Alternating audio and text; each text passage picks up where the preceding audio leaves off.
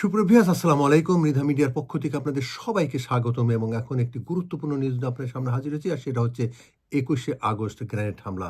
আপনারা জানেন যে ২০০৪ সালের ২১শে আগস্ট গ্রেনেড হামলায় প্রায় ২৪ জন লোক মারা গিয়েছেন এবং অনেক লোক এখনো অসুস্থ অবস্থায় আছেন। তারা গুলিবিদ্ধ অবস্থায়, অনেকেই অসুস্থ অবস্থায় আছেন এবং সেই সাথে এটার একটি রায় হয়েছিল। সে রায় অনেকের যাবজ্জীবন কারাদণ্ড কিংবা ফাঁসির আদেশও পর্যন্ত হয়েছিল। কিন্তু এই অন্তর্বর্তীকালে সরকার আসার পরে সেই দৃশ্যপট পাল্টে গেছে। অর্থাৎ এখন তাদের সবাইকে বেকসুর খালাস দেওয়া হয়েছে।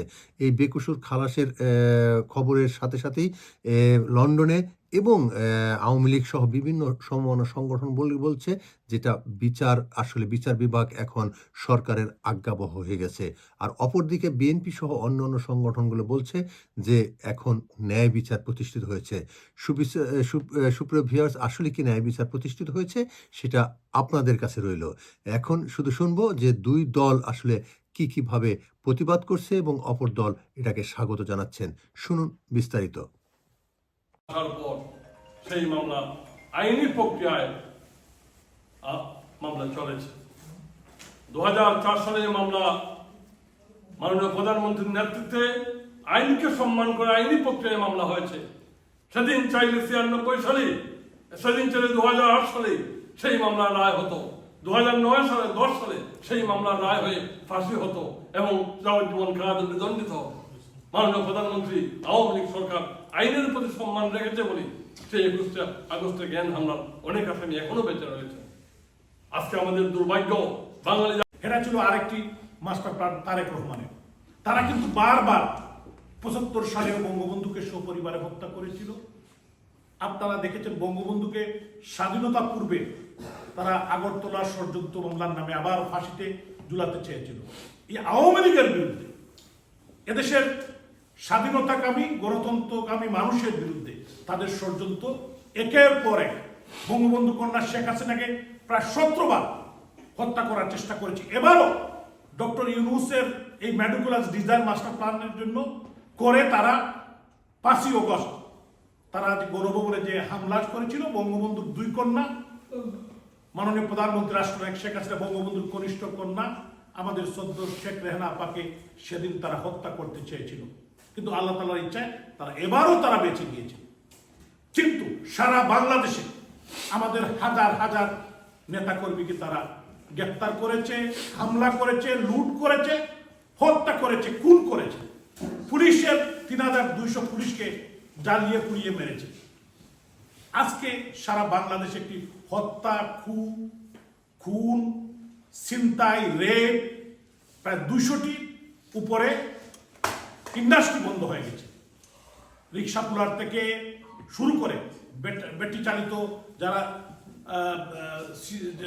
সিএনজি চালক, অটোরিক্সা, তারা কিন্তু আজকে কাজ চাইছে। সাধারণ মানুষের যে ভোগান্তি হয়েছে।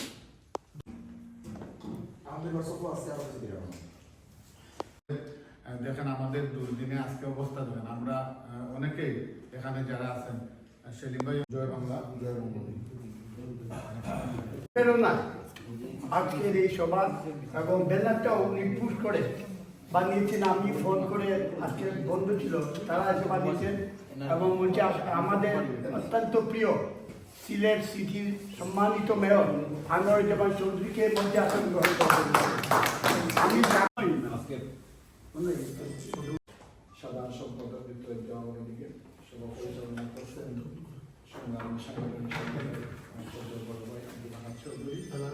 উপস্থিত আছেন এখানে সিলেটবাসী।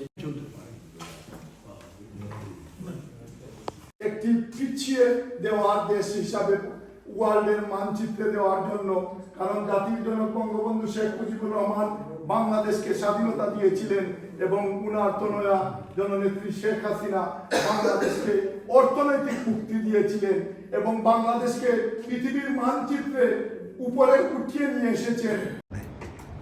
এইগুলার বিচার তো হবে যদি ওই সরকার করবে না, এই না করার জন্য অবৈধ সরকারের কোনো আইনই আমি মনে করি না যে বৈধতা আছে। তো তারপরে বলবো যে এই যে 22 জন মানুষ ওই জায়গাতে মারা গেছে এবং শত শত মানুষ প্রায় 200-300 মানুষ স্প্রিন্টারে আহত হয়ে আছে। এবং এই এরার বিচার কি পাবে না? অবশ্যই পাবে, ইনশাল্লাহ পাবে। যদি আল্লাহ যদি থাকেন এবং বৈধ সরকার আসে, অবশ্যই এই বিচার আমরা আবার উত্থাপন করব এবং এইটাকে করা হবে ইনশাল্লাহ। দেখছেন ধন্যবাদ ভাই সুন্দর একটি প্রশ্নের জন্য। এটাই প্রমাণিত আজকে হলো যে বিগত যে ফ্যাসিস্ট পতিত সরকার, আওয়ামী লীগ সরকার ছিল, যে ওদের মানে মর্জি মোতাবেক রায় হতো। আপনি বলেন 21শে আগস্ট বলেন আর অন্যান্য রায় বলেন, আমাদের বেগম জিয়ার যে বাড়ি থেকে উচ্ছেদ রায় বলেন, সবকটি তাদের যে ফরমাইশি রায় ছিল। আজকে আমরা অত্যন্ত আনন্দিত যে আজকে এতদিন পরে সত্য জিনিসটা বেরিয়ে এসেছে এবং আজকে আমাদের প্রাণপ্রিয় নেতা জনাব তারেক রহমান সহ আরও যারা এর সাথে জড়িত সবাইকে মানে রায় এর থেকে মুক্তি দিয়েছেন। সো এটা আমাদের বিচার বিভাগের জন্য, আগামী বাংলাদেশের জন্য অত্যন্ত তাৎপর্য বহন করে এবং আশা করব আরও যে অজস্র লক্ষাধিক বিভিন্ন বিচারের মাধ্যমে, কোর্টের মাধ্যমে, ফরমাইশি রায়ের মাধ্যমে অনেক বিএনপি জামাত সহ মানুষ ঘর ছাড়া বাড়ি ছাড়া অনেক ক্ষতিগ্রস্ত হয়েছে, সেগুলোরও সুবিচার পাবেন ইনশাআল্লাহ। এই যে 21শে আগস্টে ভয়াবহ গ্রেনেড হামলা হয়েছিল, আমরা চাচ্ছি যে প্রকৃত যারা দোষী, যারা এইটাকে মানে ঘটিয়েছিল তাদেরকে খুঁজে বার করার জন্য এখনই উপযুক্ত সময়, যে এগুলা এই উইচ হান্টিং না করে একটা মানে আমার রাজনৈতিক ফায়দার জন্য, এটা বাংলাদেশের কালচার হয়ে গেছে, পলিটিক্যাল কালচার হয়ে গেছে, যে আমার অপোনেন্ট একটা ঘটনা ঘটলো, আমি জাস্ট বাংলাদেশ থেকে এসেছি।